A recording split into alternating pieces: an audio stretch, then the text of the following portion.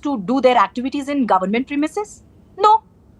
They can always do. Even now, we are not banning them from doing this in their private premises. Come on, BJP ministers, whoever is tweeting in support of this, I'm sure every assembly has either the candidate or an MLA itself from BJP. Why don't they allow their premises to conduct these activities? Why do they need a government premise? Government is a public place. Okay. There are people from various ideologies. Let me ask Dr. Sudha Halkai. So if you are not a political party, the RSS says it's a socio-cultural organization, then use the premises of the members of the socio-cultural organization. Why are you asking for government schools to have the shakhas or to have the daily morning meetings? Why should the state be giving its resources for the functionings of a private organization? Dr. Sudha. Very good evening. Very good evening, Jacob. I would like to say that Mr. Priyank Kharge should arise and awaken regarding what actually is RSS, and not only Mr. Priyank Kharge. I think all of the people in the Congress also, they should be very well versed about what RSS is. RSS was formed to come into the action of unification of the Hindus and not to divide the society among the castes. Let me correct it first. Second thing is, it is one of the largest cultural organizations, not only in India, but in the entire world. They conduct shakas in 80 countries, and the government of Finland has come up with a stamp of RSS. Okay. And now, Mr. Priyank Kharge, tell me, how much have you worked for the government schools and colleges in Karnataka? You being the district in charge minister for Kalaburgi stands last in all the districts in the entire Karnataka after 78 years of independence, after 50 years of rule by him and his father. Kalaburgi stands last in education. 10th result, PUC result is at the last. Malnutrition, it comes first. Then per capita income of over here, it is the last. Ticket crimes, it is first. Number of missing women in Kalaburgi district is highest. Number of POSCO cases in Kalyana, Karnataka is highest. Why he is not concentrating on developing the infrastructures of the government schools and colleges over here, and why they are not recruiting more than 31,000 teachers, government teachers are not recruited? Why he is not concentrating on his district? He is speaking every 24/7 only about RSS, about BJP, about Manusmriti. Other than this, he doesn't speak anything. What work is done for the people of Karnataka? The farmers are committing suicide over here, and yesterday only a teacher has committed suicide in Malki, in one of the talukas of Kalaburgi, because she has not got the payment for 3 months. That's the condition. Her 10-year-old girl was brutally raped. Okay. Bhavya, can you respond to that? I mean, it's all fine for Minister Priyank Kharge to raise questions about the RSS and not give access to government land for it to conduct its morning shakas and so on. But what about his own record? His father, himself, they both have been in public life for a number of decades now. And the district that they hail from is one of the most backward in the state. I mean, across the state, as Dr. Halkai was saying, 30,000 teacher vacancies are still there. What are you doing to improve primary education in the state instead of focusing on what RSS is doing and not doing and what it's getting and what it's my first point is instead of telling us why RSS should be allowed. Should I speak or is it Ms. Sudha's time? Okay. So my first question is instead of Ms. Sudha telling us why RSS should be allowed in all the schools and colleges across the state, she wants to talk about one individual who spoke against it. That is Mr. Priyank Kharge. Okay, let's come to that as well. Ma'am, please visit Kalaburgi. See the universities there. See it was one of the most backward place in Karnataka, Hyderabad, Karnataka region. Okay. And the development that is happening under the leadership of Khargeji and Priyank Kharge sir, you should go and witness it firsthand. And let's come back to this topic, because RSS, this is not just a topic of one state or one minister. And as a rural development minister, he's taken revolutionary measures. Please visit one of the Arivu Kendras in any of the village panchayats. you will see how amazingly, a digitized library is set up so that rural youth get access to. You will also acknowledge that the Acer reports that have come out over the years have the Acer reports that have come out over the years have shown that the level of proficiency of government school students in Karnataka is abysmally low, whether it comes to reading, writing, mathematical ability, and also infrastructure. There have been a number of cases where the teacher to student ratio is so low that there are no teachers only in certain classes. And as Dr. Halkai said, 30,000 teacher vacancies are there across the state.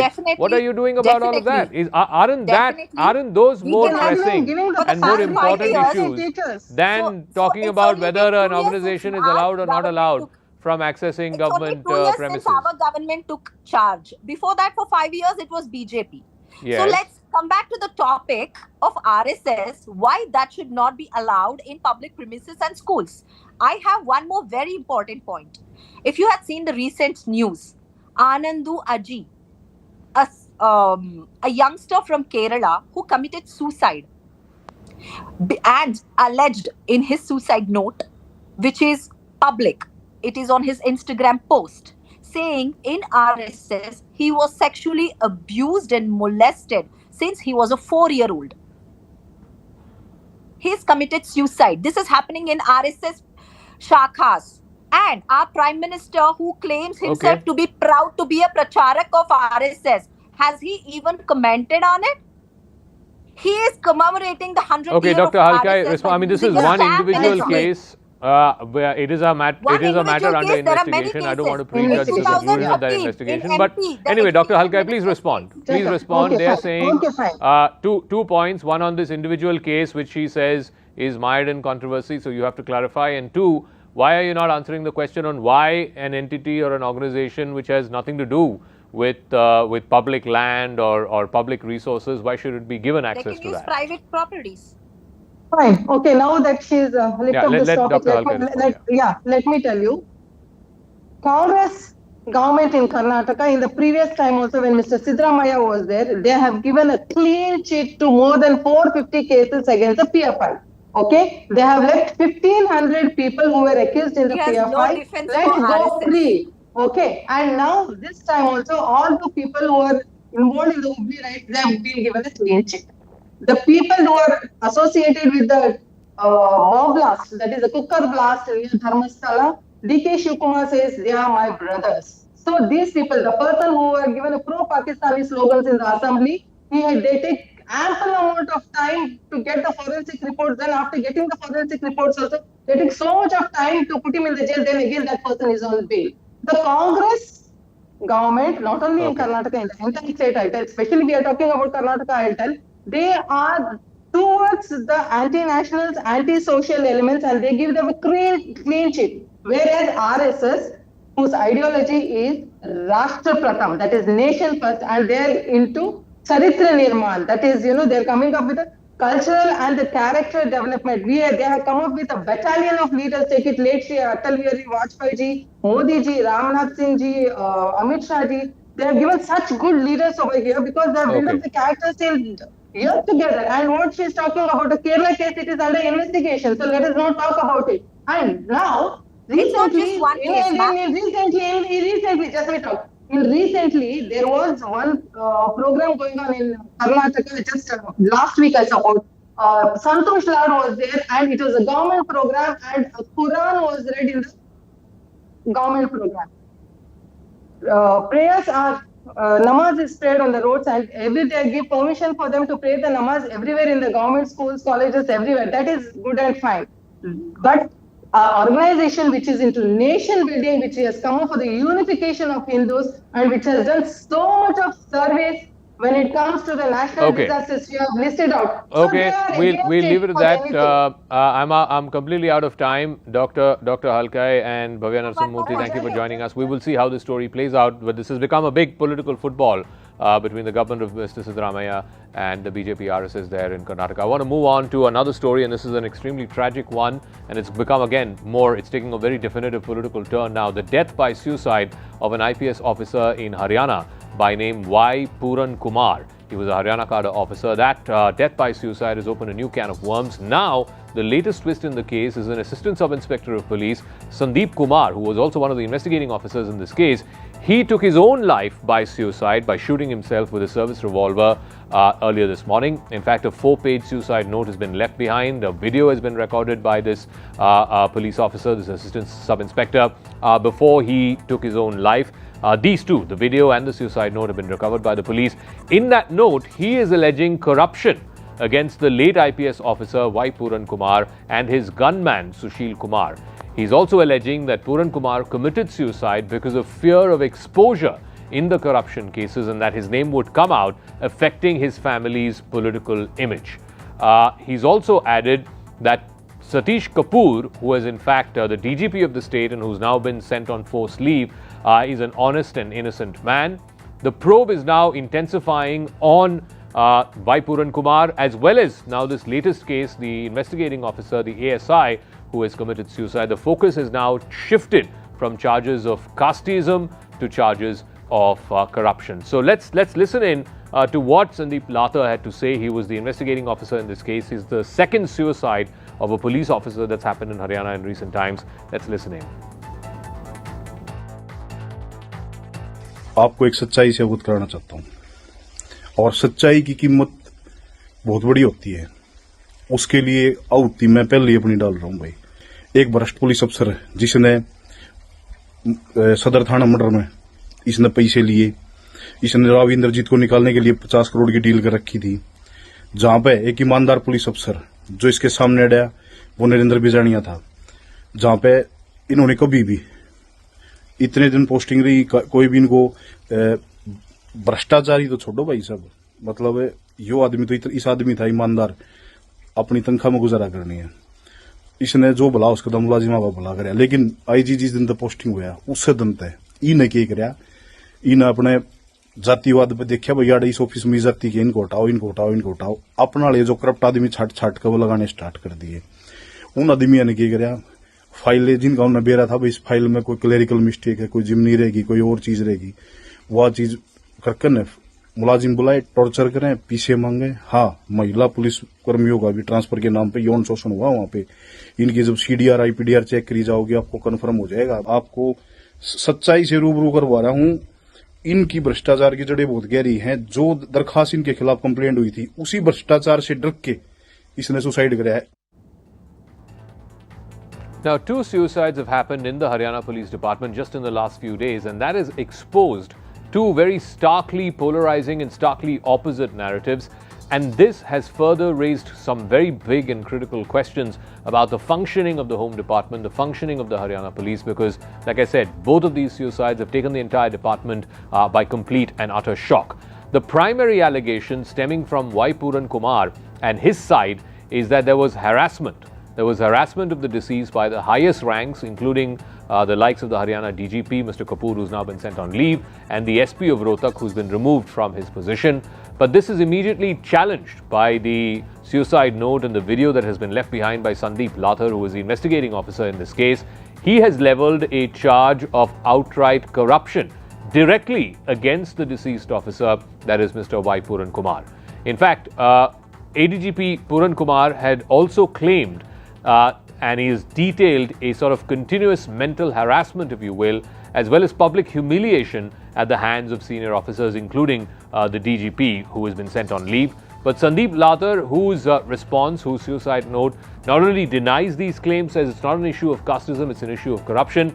Also, he goes on to defend the Rhetoric SP Narendra Bijarnia as an honest officer. He's, of course, now been removed from his post. There's another explosive contradiction between the claims of the deceased officer, Mr. Puran Kumar, and now the assistant sub-inspector. Another contradiction that centers on caste bias and the claims of caste bias. Puran Kumar's version alleges blatant caste-based discrimination by senior officers because Mr. Puran Kumar happened to be a Dalit officer, while Sandeep Latha, on the other hand, is challenging that narrative. He completely asserts that Puran Kumar died by suicide out of fear of arrest and accused him of hijacking the entire system by exploiting casteism and appointing corrupt officials in order to extort money. So you have competing narratives. Our Arunima has more details into what's been going on in this case of twin suicides really that's happened in Haryana, something that has shaken up the police department in the state.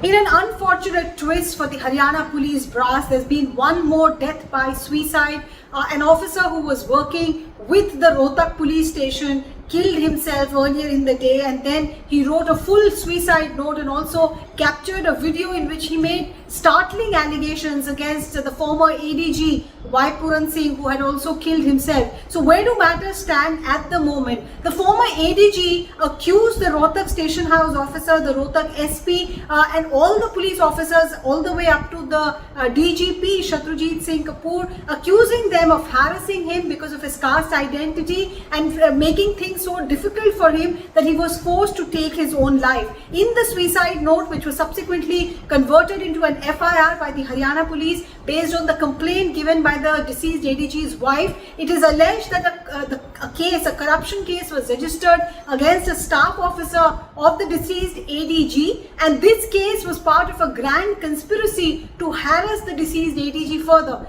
Now, the very man who was probing this case in Rhetoric, the investigating officer of this corruption case, has now killed himself, and in the suicide note he has claimed that there was indeed corruption that was being indulged in allegedly by the deceased ADG, and the man against whom the FIR has been registered, Sushil, he was a staff member of the deceased ADG, very much part of the crime that was being carried out.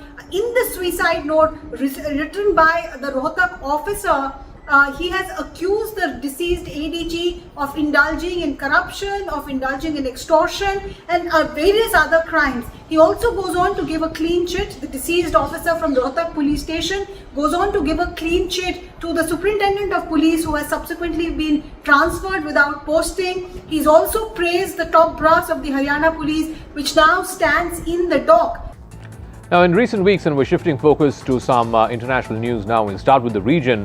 In recent weeks, Pakistan has faced its most dangerous surge in terrorist activity in over a decade.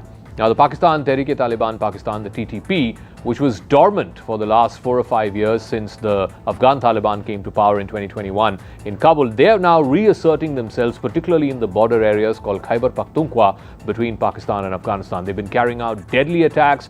They've been taking out provocative cross-border military operations as well. The question is, of course, the tipping point seemed to be the aerial attack that happened in Kabul last week, to which Afghanistan has responded by killing, as it claims, 58 Pakistani soldiers. The Durand Line, the 2,000-odd kilometer border between Afghanistan and Pakistan, is hot again. Is this Field Marshal Asim Munir's biggest test yet? I decode that.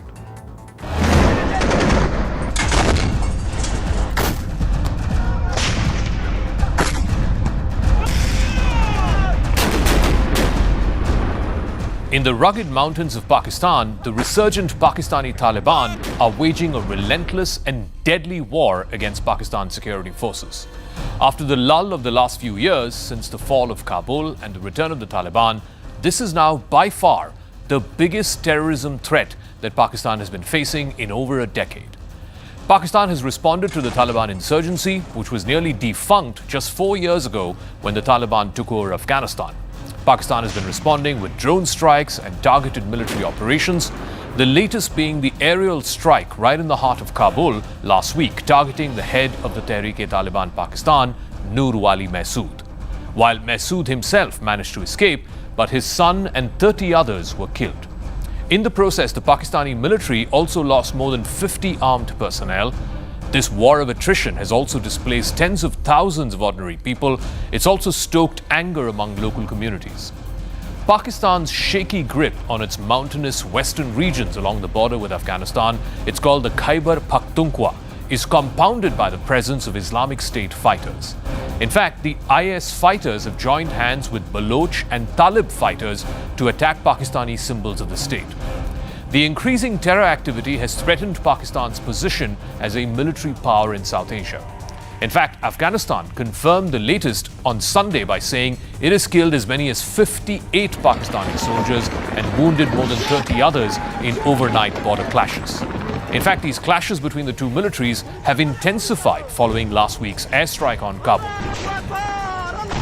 Zabihullah Mujahid, who is the spokesperson for Afghanistan's Taliban government, has said that a significant amount of Pakistani weapons also fell into the hands of the Afghan forces.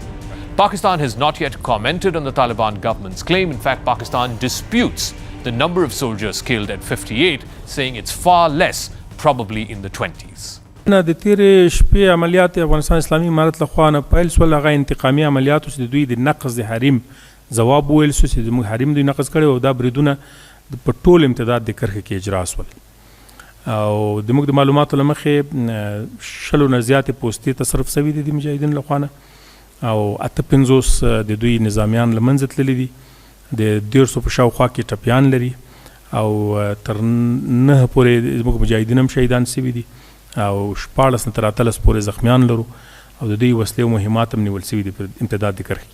وروسته په نیمه شپو کې بیا د قطر هیواد او د سعودي عربستان د هیواد د غوښتنو په اساس باندې اسلامي امارت جګړه ودروله، خو زموږ معلومات دا دي چې نن سهار هم د پاکستاني اړخ نه بیا د فیرونه سوي دي په پوستو باندې او جګړې ته ځینو جو کې لمن وهل سوی دی. Pakistan's all-powerful army chief, Field Marshal Syed Asim Munir, met with US President Donald Trump at the White House last month. In fact, this was their second meeting in just over 3 months. The Pakistani leadership seems to have clawed its way back into the good books of Trump with a promise of rare earth minerals as well as buying Trump bitcoins. That's when the Taliban is presenting Pakistan with its fiercest security challenge in years. Since the Taliban took power in Afghanistan in 2021, the Pakistani Taliban, known as the Tehreek-e-Taliban Pakistan or the TTP, have grown into a powerful and well-structured terror group. The leadership has received financial support from the Taliban-run government in Afghanistan. Its fighters have trained and moved freely across the border. The Taliban in Afghanistan deny backing the TTP, but the Pakistan Taliban have been able to assert themselves and the balance of power is starting to lean against the Pakistan state machinery and its security forces. As TTP operations have grown more sophisticated and more deadly, the group has more often than not targeted Pakistan's police and soldiers instead of targeting civilians. And that is much to the chagrin of Pakistani officials. इसमें किसी को कोई शक नहीं होना चाहिए, अगर किसी गांव से या किसी पनाहगाह से 4 या 5 या 10 या 15 आदमी निकल के हमारे किसी फौजी काफले के ऊपर जो है हमला करते हैं, उसका जवाब जो है हो सकता है सबको सब साथ कोलैटरल डैमेज भी हो, उसको सबको सब भुगतना पड़ेगा। जहां पे उनकी पनाहगाहें होंगी उनको भी भुगतना पड़ेगा और जो लोग उनको पनाहगाह देते हैं उनको भी भुगतना पड़ेगा। Enough is enough. Terrorist attacks in Pakistan surged last year to their highest levels since 2015, driven largely by the TTP. This is as per data according to the Pakistan Institute for Peace Studies, which is a regional think tank. The attacks have made Pakistan the second most affected country by terrorism, according to the Global Terrorism Index. In response, the Pakistani military has launched a large-scale offensive this summer in Khyber Pakhtunkhwa, the province that borders Afghanistan, and that's where the Taliban have mostly been operating. Tens of thousands of people have been displaced since the beginning of this year. The military operation has been contained to a few districts in Khyber Pakhtunkhwa, but local leaders and security experts fear it's going to spread throughout the region, much like what happened back in the early 2010s. Now, at that time, there were regular terror attacks by the Taliban directed at American troops who were stationed there. And a fallout of that, the Pakistani soldiers have also lost their lives, becoming collateral damage in the war on terror.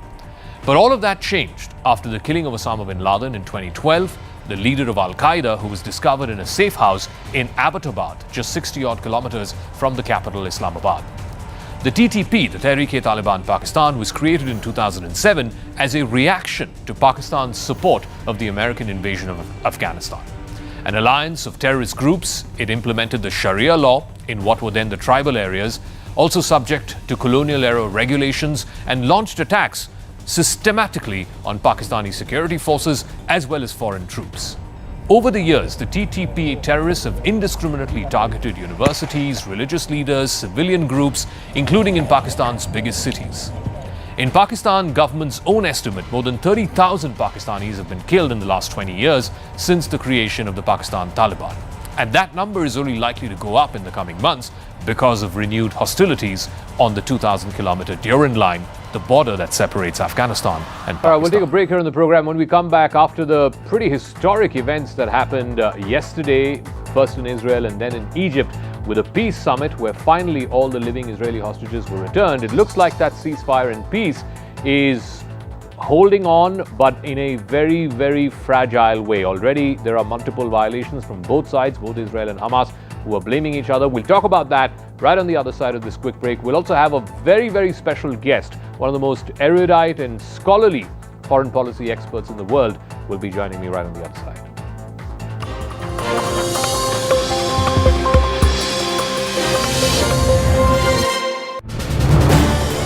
This is News 18 Network.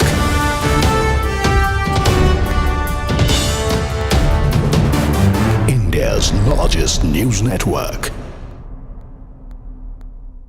As the countdown to Bihar's first phase of polling intensifies, the NDA has already locked in its seat-sharing formula, with BJP and JDU bagging 101 seats each and Chirag Paswan settling for 29.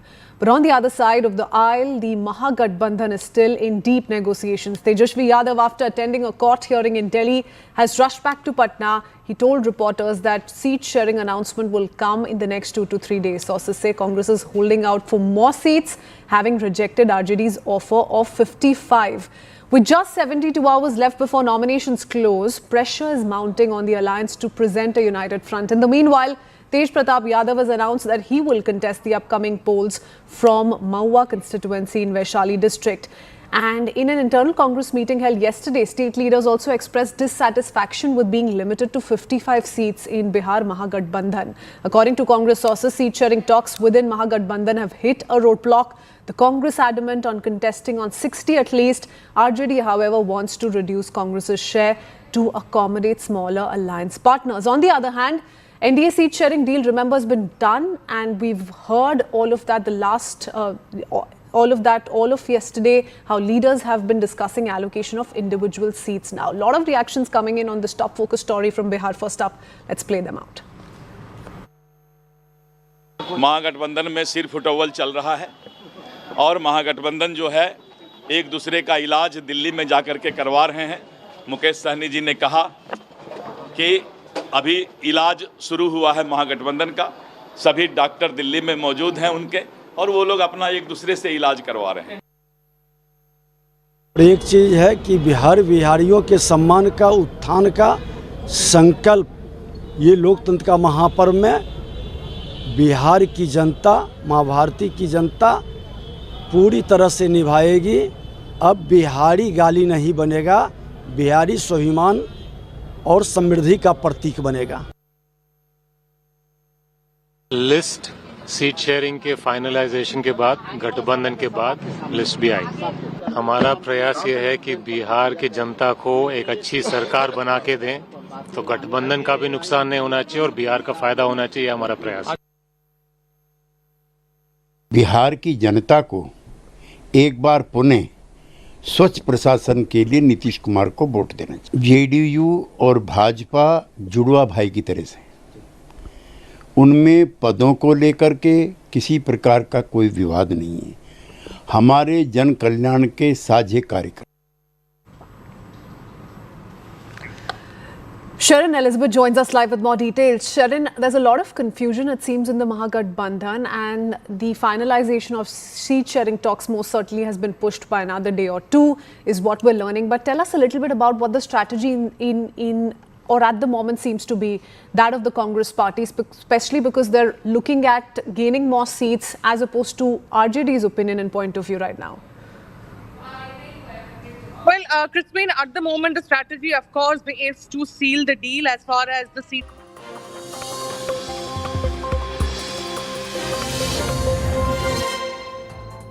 So you had these incredible scenes yesterday, first in Israel, where President Trump addressed the Israeli parliament, the Israeli Knesset, the release of all the 20 living hostages. And then you had this big mega peace summit in Sharm el-Sheikh, Egypt, where heads of state or heads of government or foreign ministers of 20 different countries were in attendance for an incredible summit in and of itself. But will this peace last? And will all of these, pictures and the scenes of adulation that we saw from Jerusalem and from Sharm el-Sheikh, will it actually last? Will both parties to this war, Israel and Hamas, stick to their commitments? Or is Trump and Trump's folks, are they jumping the gun?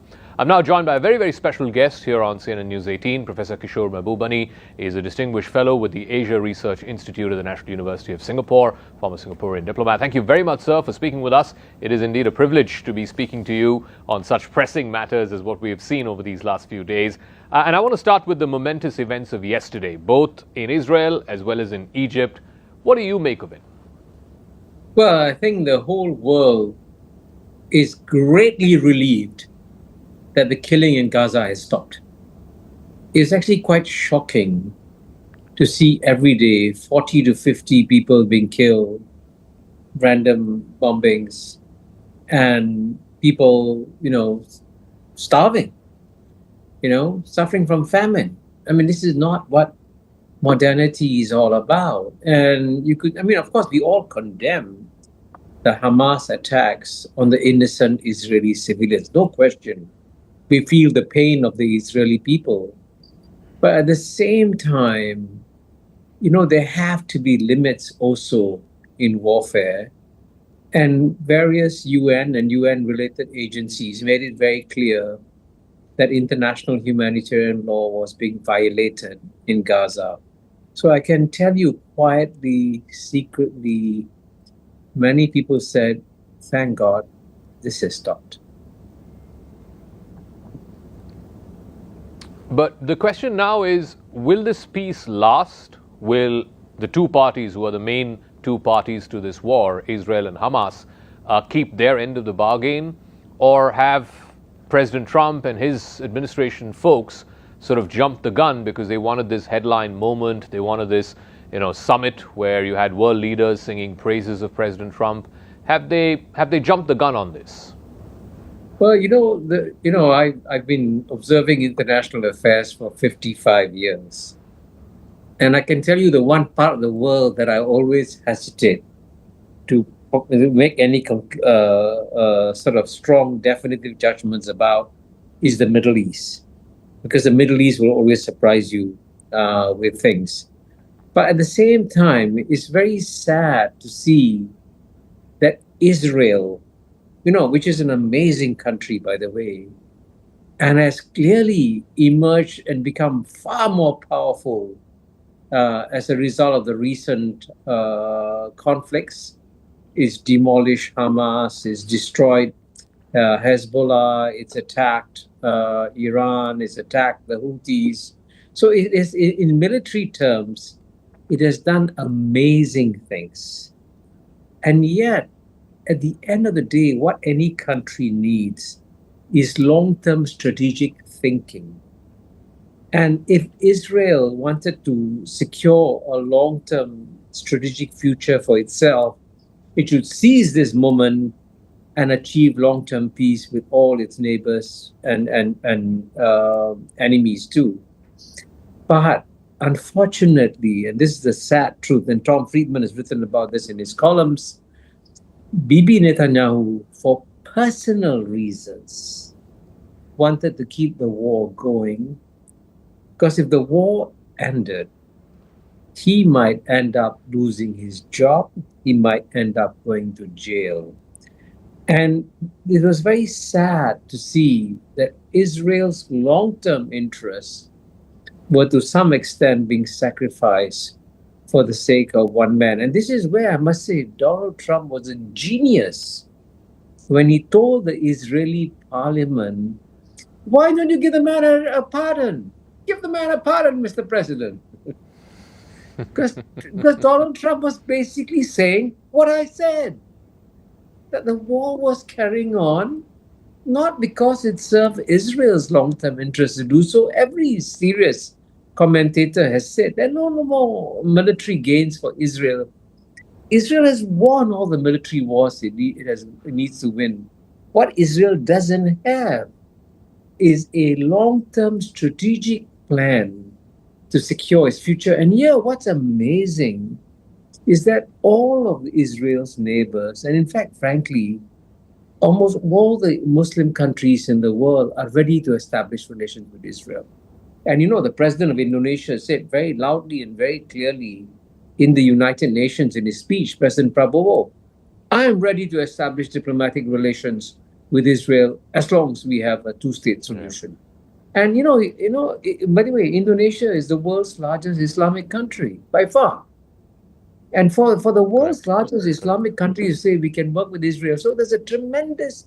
If Israel had the kind of long-term strategic thinkers like Rabin around, then frankly Israel would seize this moment for peace. And as a friend of Israel, that's what I've been advising the Israelis. Seize this moment for peace. Don't go for this nickel and dime, bits of pieces of territory here, bits of territory there. They don't matter. At the end of the day, what you need to do is to secure the trust and confidence of your neighbors. And this is the best moment for Israel to do so, because it has demonstrated in an amazing way how militarily dominant it has become in the Middle East. I do want to talk to you about President Trump, and he has sort of appended all the established rules of global diplomacy and global trade, certainly. And here in India, we've been having a bit of a difficult phase trying to, deal with this changed rules of engagement. It's a very transactional sort of diplomacy. What do you make, from your vantage, what do you make of how India has dealt with Trump? And if you were to advise Mr. Modi's government as to what can be done differently, what would your advice be? Well, I think for a start, let's immediately acknowledge that Donald Trump is very, very unusual. He's completely different from every other of his predecessors. And while we can be very, very critical of some of his arbitrary actions, and incidentally, his arbitrary actions on tariffs, I think are very damaging even for the United States, as time will tell. But when it comes to issues of war and peace, it's actually amazing that President Donald Trump hates wars. I don't know, for whatever reason, he genuinely, deeply, sincerely hates wars. And that's wonderful for the world, that you have someone who hates wars. But as you were implying in your question also, that he's also someone who's very transactional and very focused on the issue of the day and not issues of 10 years from now. And I do know that the second Trump administration has created many shocks for India. In fact, I must say, personally, I've been amazed that India has been hit not once, not twice, not thrice, 4 times. Amazingly. Number one, the tariffs, and apparently because India imports Russian oil, it gets 50% tariffs. China imports far more Russian oil. Mm-hmm. No 50% tariffs. That's hit number one. Number two, the rehyphenation of India and Pakistan. And it's amazing to see the warmth that has developed within Pakistan and Donald Trump. And by the way, you just saw it in Sharm el-Sheikh also. And then you have thirdly, the H-1B visas. 75% of the successful applicants come from India. And then fourthly, you have the Chabahar port, on which the Trump administration, Trump 1, waived the sanctions for dealing with Iran and Chabahar port. Trump 2 reimposed the sanctions. So I think this is a moment clearly that calls for deep reflection on the part of India. Very, very deep reflection.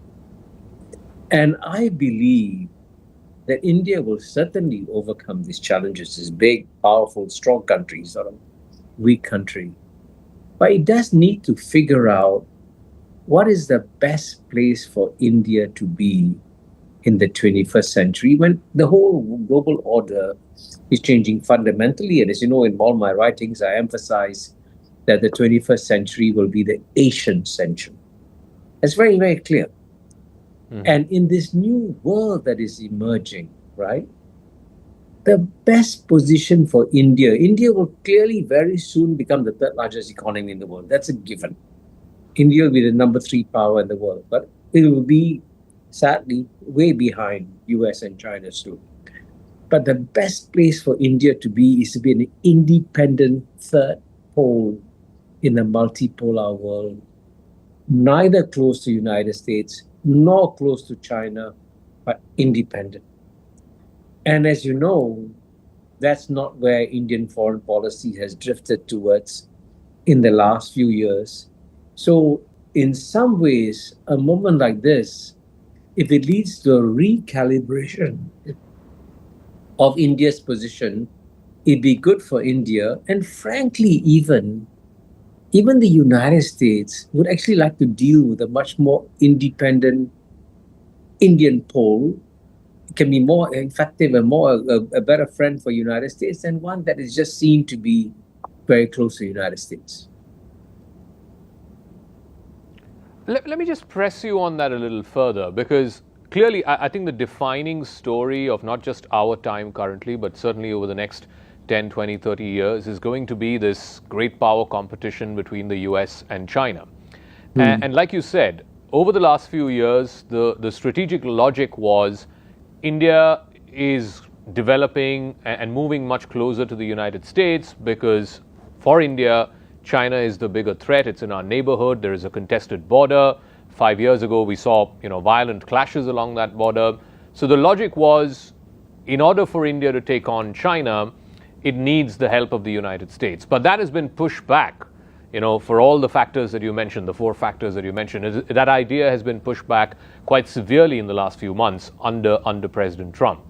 So when you say India should be independent of both America and China, how does India also navigate the pressures that come thereof, whether it is from the US, as we are seeing over these last few months, or the pressures that we saw from China on the trade front as well as on the military front a few years ago? Well, by the way, you're absolutely right that the main defining geopolitical contest of our time is the US-China contest. And by the way, my book As China Won, which you see behind me, was published 5 years ago. And it said, it doesn't matter who becomes president of the United States, the US-China contest will accelerate. And sadly, my predictions have come true 5 years after the book was published. So that's going to be the defining contest. And therefore, India's got to decide where it stands in this defining contest. And you were absolutely correct in suggesting that in the last few years, India has drifted closer to the US and drifted away from China.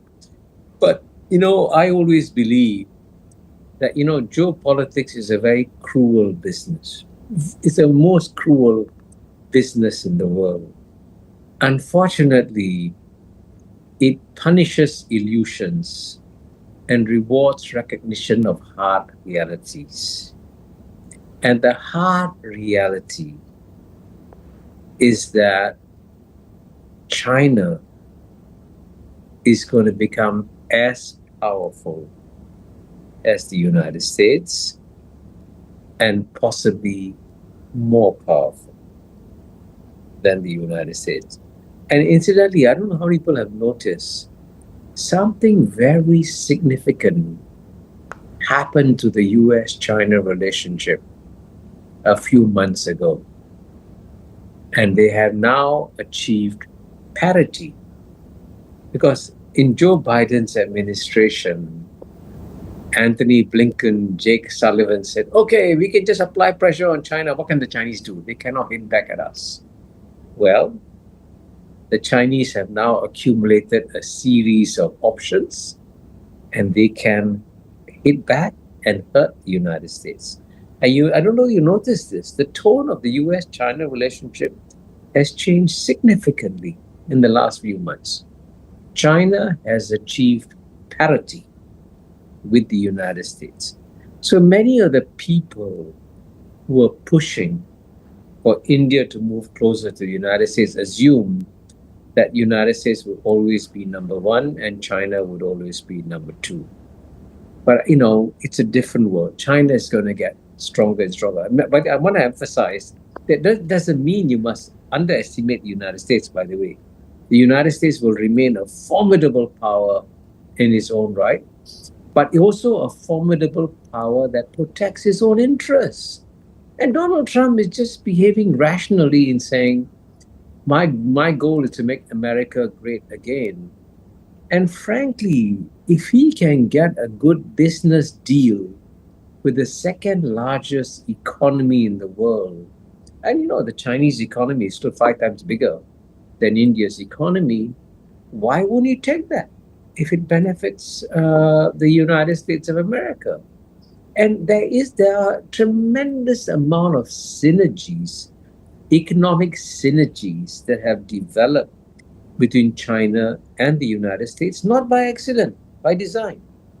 The Chinese have ensured that the American economy becomes highly dependent on the Chinese economy, highly dependent, virtually for anything you want to manufacture in the United States. Trust me, the components will have to come from China. This was all designed by design. So it's a different game, and so the best place for India to be is to be equally close to both of them and not lean towards one or the other. And this is just, if you can imagine a simple analogy, if you can imagine a seesaw with two elephants, United States at one end and China at the other end, the best place for the third elephant to be is in the middle of the seesaw, because where the third elephant puts his toe or puts his foot, the seesaw goes that way. But you can only do that if you're in the middle. If you're not in the middle, you don't have that leverage. So the leverage for India increases exponentially when it stands in the middle of the seesaw. And this goes back to basic strategic thinking, going back thousands of years. And that's logically the position for India to be. And by the way, I'm very glad that at the meeting you mentioned in China, you can see very clearly that the China-India relationship is being repaired. Now, I do know that China and India will never become close friends. There's too much distrust. But that's never... In geopolitics, you don't go for friendship. You go for protecting your own interests. And India can best protect its interests by just working with both sides. That's the best thing you can do. All right. Professor Kishore Mahbubani, as always, a pleasure, sir, for your time, your thoughts, your perspective, and for this fascinating conversation. Thank you very much for joining us on CNN News 18. Thank you. My pleasure.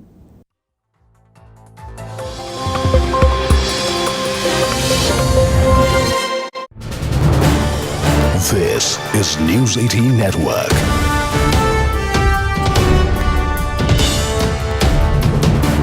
India's largest news network.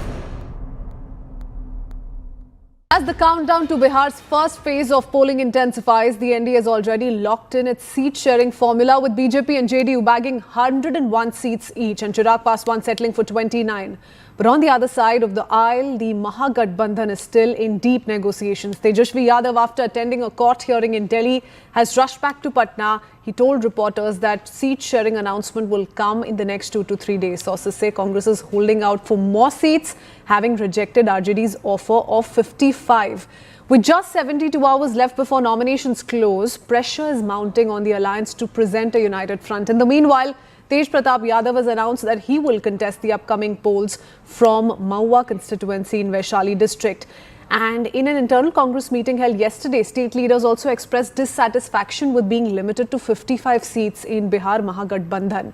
According to Congress sources, seat-sharing talks within Mahagathbandhan have hit a roadblock. The Congress adamant on contesting on 60 at least. RJD, however, wants to reduce Congress's share to accommodate smaller alliance partners. On the other hand, NDA seat-sharing deal, remember, has been done, and we've heard all of that the last all of that, all of yesterday, how leaders have been discussing allocation of individual seats now. A lot of reactions coming in on this top focus story from Bihar. First up, let's play them out. महागठबंधन में सिर फुटअव्वल चल रहा है और महागठबंधन जो है एक दूसरे का इलाज दिल्ली में जाकर के करवा रहे हैं। मुकेश सहनी जी ने कहा कि अभी इलाज शुरू हुआ है महागठबंधन का, सभी डॉक्टर दिल्ली में मौजूद हैं उनके, और वो लोग अपना एक दूसरे से इलाज करवा रहे हैं। एक चीज़ है कि बिहारियों के सम्मान का, उत्थान का संकल्प ये लोकतंत्र का महापर्व में बिहार की जनता, माँ भारती की जनता पूरी तरह से निभाएगी। अब बिहारी गाली नहीं बनेगा, बिहारी स्वाभिमान और समृद्धि का प्रतीक बने।